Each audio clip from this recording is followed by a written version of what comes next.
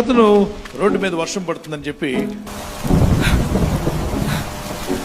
పరిగెత్తుకుంటూ పక్కనే ఉన్న ఒక ఇంటి దగ్గరికి వెళ్ళాడు. ఆ ఇంటికి సన్ సైడ్ ఉంది కాబట్టి వర్షం పడినా కొంచెం తలదాచుకోవచ్చని అక్కడ నిలబడ్డాడు.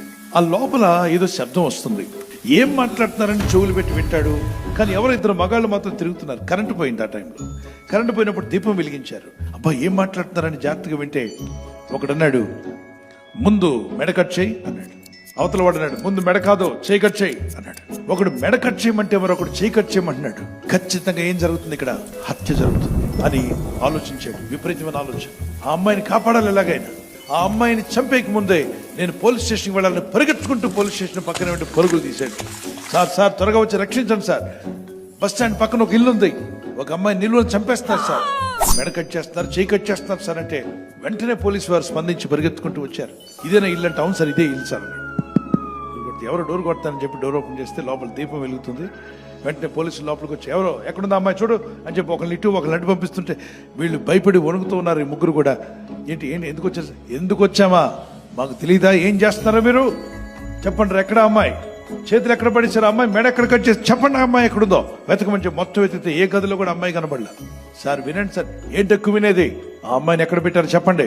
సార్ వినండి సార్, అసలు మ్యాటర్ ఏంటంటే మేము టైలర్స్ సార్, చీకటి పడింది, రేపు ఆ అమ్మాయికి పెళ్లి కూతురు కాబట్టి త్వరగా మాకు జాకెట్ కుట్టాలని చెప్పారు. జాకెట్ పీస్ కట్ చేయమంటే మా గురువు గారు అన్నారు ముందు మెడ కట్ చేయమంటే కాదురా ముందు చేయి కట్ చేయమన్నాడు. మేము జాకెట్ పీస్ కట్ చేస్తున్నాం సార్, బ్లౌజ్ని కట్ చేస్తున్నారట, మెడను చేతిని కట్ చేస్తుంటే వీడేం ఆలోచించాడు బయట ఉండి, ఈ దురాలోచనే కదా.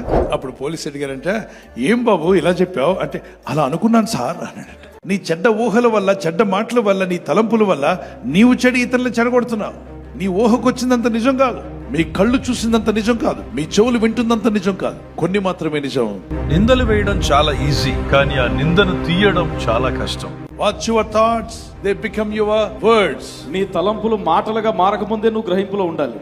Watch your words, they become your actions. నీ మాటలు క్రియల రూపంలోకి రాకముందే నువ్వు గమనించుకోవాలి. Watch your actions, they become your habits. నీ క్రియలు ఎప్పుడైతే అలవాటుగా మారతాయో దానికి ముందుగానే నువ్వు గ్రహించుకోవాలి. If you don't watch your habits, they will become your character, they will spoil your character. నువ్వు ఎప్పుడైతే అలవాటును గమనించుకోలేదో అవి నీ స్వభావంగా మారిపోతాయి. To destroy your character, the things will start from your thought life. నీ జీవితాన్ని ఎప్పుడైతే నాశనానికి గురి చేసుకుంటావో తలంపులోనే ప్రారంభమవుతుంది. To build your character, God will give you right thoughts. Your thought life is more important. ఈ ఆలోచన విధానం అనేది చాలా important. What are you thinking? ఏం ఆలోచిస్తున్నావో, what are you meditating, ఏది ధ్యానిస్తున్నావో, what are you reading, ఏం చదువుతున్నావో, so this all can affect you.